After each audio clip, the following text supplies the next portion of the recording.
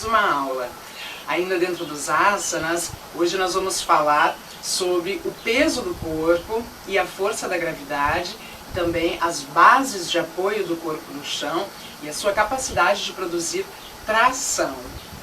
A força da gravidade é uma força que existe dentro da natureza e ela faz com que o nosso corpo seja sempre mantido no chão.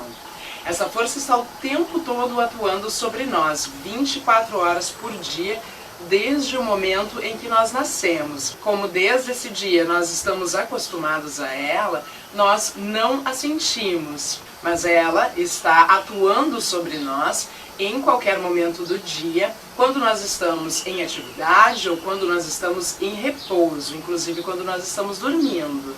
Dentro do nosso corpo existe um centro de gravidade.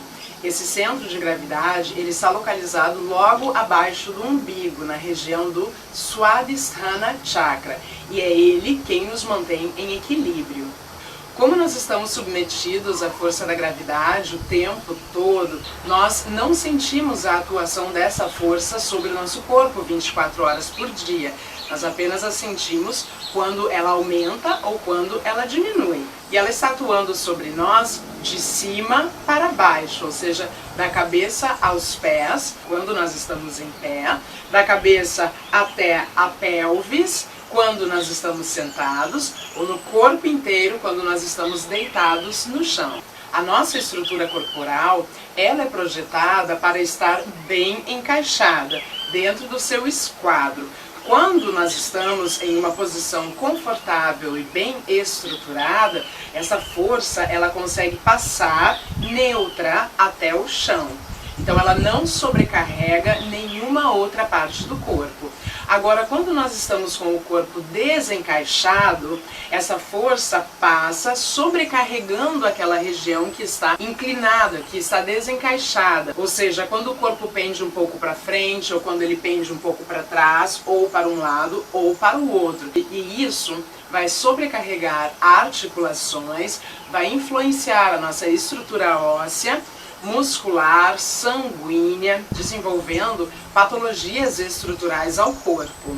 Quando nós praticamos yoga, nós começamos a remoldar, a reestruturar o corpo, trazendo-o de volta para um alinhamento bem encaixado e bem estruturado, fazendo com que a força da gravidade consiga passar pelo corpo sem sobrecarregá-lo.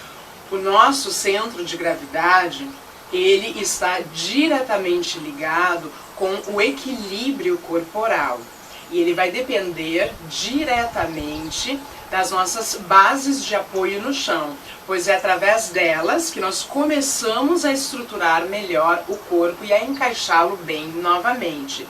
Tudo em asana vai depender das corretas bases de apoio do corpo no chão. Quando nós praticamos asanas de equilíbrio, nós podemos sentir as oscilações corporais, por menor que elas sejam. Experimente deslocar o peso do corpo um pouco mais para um lado, ou para o outro, ou para frente, ou para trás, e você poderá perceber que áreas do corpo vão estar sendo solicitadas para manter o equilíbrio quando o corpo está deslocado em algum ângulo que não dentro do seu eixo central de equilíbrio. Isso passa despercebido pela maioria das pessoas no decorrer do seu dia a dia. E desta forma, através de vícios corporais e posições não conscientes, desenvolvidas no trabalho, na prática de esportes, na rotina diária da vida de cada um, é que o corpo vai se transformando de forma negativa. E isso vai influenciar não apenas a estrutura ósseo-muscular, mas como a circulação sanguínea e principalmente a circulação de prana. A consciência sobre o centro de gravidade e as bases de apoio do corpo no chão e a sua influência sobre o centro de gravidade, ela é muito importante, não somente durante a permanência nas posições, mas também durante as passagens entre um asana e outro. Então, quando eu tenho o peso do corpo bem distribuído e eu vou mudar a posição para outra posição, que tem uma outra base de apoio, eu vou precisar transferir o peso do meu corpo da posição anterior para a próxima. Se isso for feito sem consciência, o aluno já entra errado dentro da próxima posição. Com o corpo desalinhado, desestruturado e manter permanência dentro de um asana onde o corpo não está bem alinhado, vai desajustar os encaixes e isso vai sobrecarregar áreas internas corporais, podendo inclusive vir a prejudicar a postura e a estrutura interna corporal dos alunos. Por isso é muito importante que esses ajustes sejam feitos. Dentro da nossa prática, nós não costumamos muito ajustar pessoalmente os alunos, apenas em alguns casos, mas você não movimenta o corpo do aluno, você apenas toca para mostrar a posição correta, ou ainda você pode chegar próximo ao aluno e mostrar para ele, coloca o peso um pouco mais para cá, um pouco mais para lá, vira o quadril, encaixa a pelvis. Então dessa forma o aluno consegue sozinho se encaixar e se ajustar. E a partir do momento em que ele entra na posição correta, o corpo sente, ele vai perceber a diferença da posição. Um corpo mais bem encaixado e mais bem estruturado.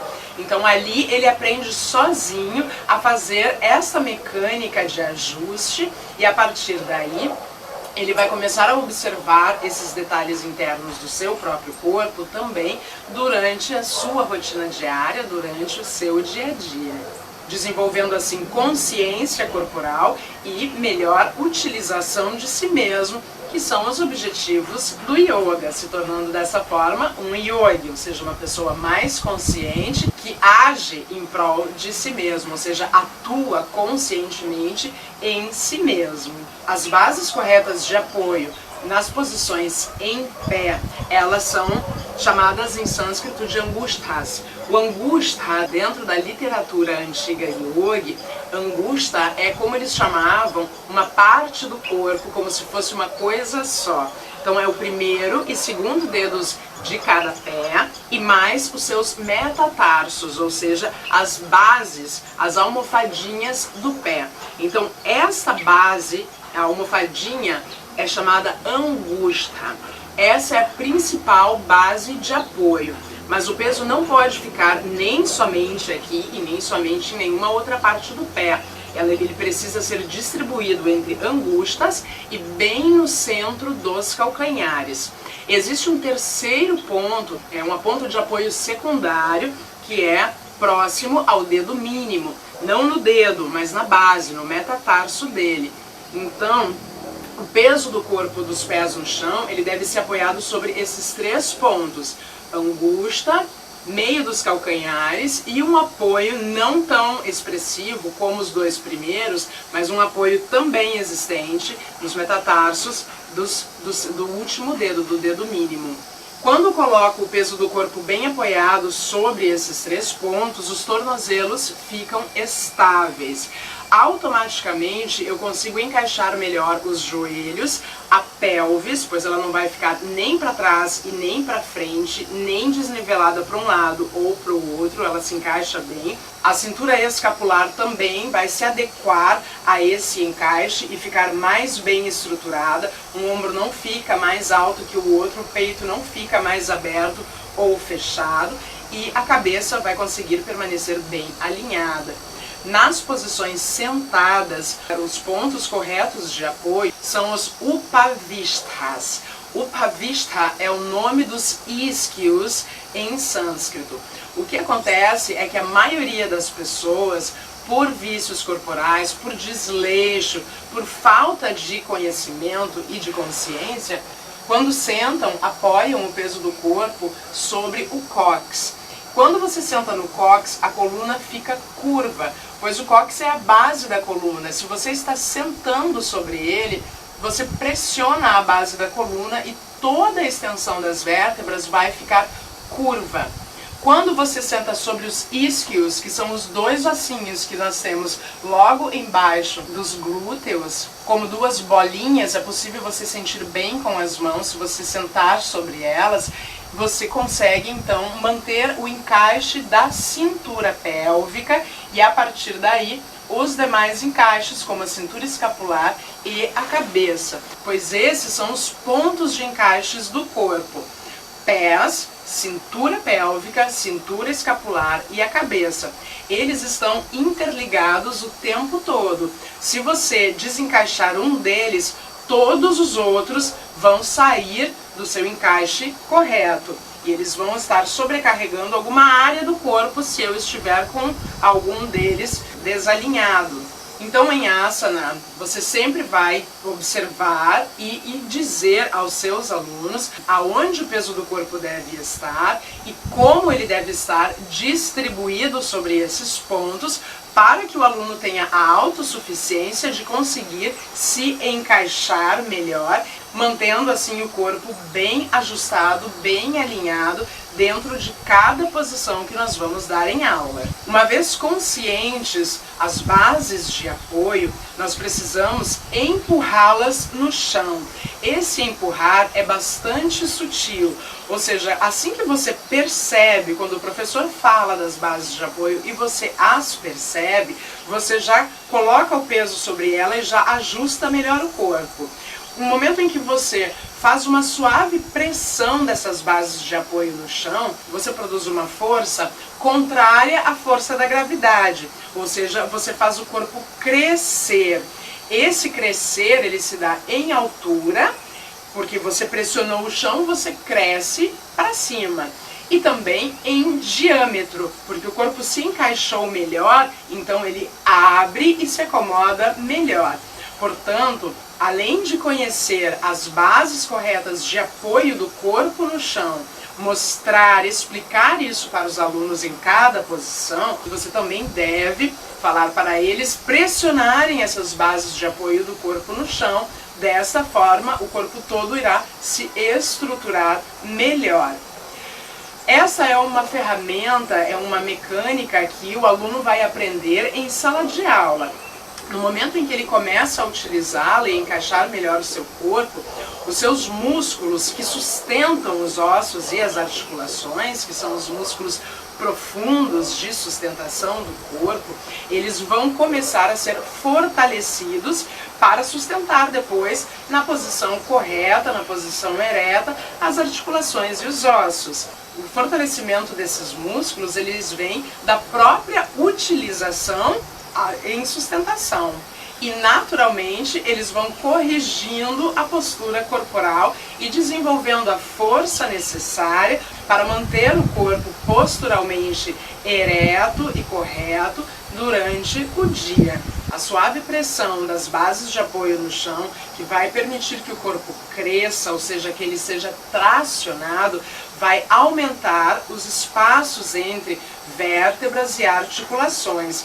Porque o que acontece é que a atuação da força da gravidade sobre a estrutura articulada do corpo, ela pressiona as articulações, comprimindo-as, e também as vértebras, comprimindo os discos intervertebrais. Então o que acontece? Quando eu comprimo uma articulação, por exemplo, a articulação do ombro, então eu tenho a cabeça do úmero e eu tenho a cavidade aonde ele se encaixa. Quando essa estrutura está comprimida, o meu ombro perde movimentação. Os nervos que passam por dentro dessas articulações, eles começam a ser comprimidos, o que pode vir a produzir inflamações, além de movimentos mais curtos e limitados. A mesma coisa acontece com as vértebras. A força da gravidade passa pela coluna e ela vai comprimindo as vértebras uma contra a outra. Imagina esse efeito aliado a uma má postura corporal, ou seja, a coluna está curva, ou a coluna está curva, ou a coluna está curva para um lado e para o outro, e essa pressão está acontecendo 24 horas por dia. Além de pressionar os discos intervertebrais e os nervos que passam através dos forames da coluna, ou seja, nervos estão passando pela coluna vertebral o tempo todo, o que pode produzir inflamações dos nervos, dores, patologias de disco, como protusões discais, como hérnias de disco, como bicos de papagaio. Agora imagine se essa pressão está acontecendo sobre as vértebras da coluna e essas vértebras estão deslocadas, pendendo um pouco para um lado, para o outro, ou para frente e para trás, como no caso das posturas que eu mostrei aqui.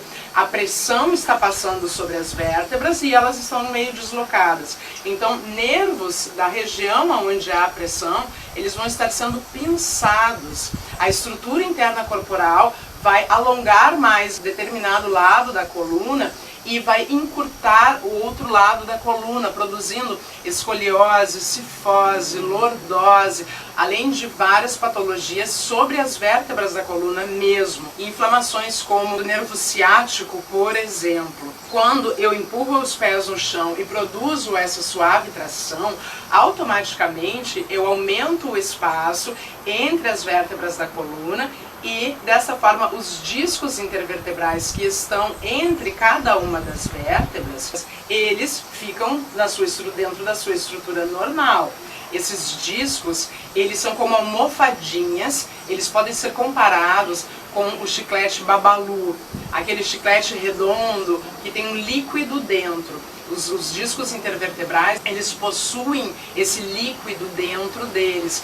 Quando as vértebras pressionam os discos, pode acontecer vazamento desse líquido. Esse vazamento do líquido começa como uma protuberância, chamada protuberância da coluna, e ela dói muito. Essa protuberância, se ela não for tratada, ela vai virar uma hérnia da coluna, ou seja, o líquido extravasa para fora, produzindo uma hérnia. E a hérnia, ela vai comprimir os nervos que estão passando pela coluna vertebral, produzindo muita dor.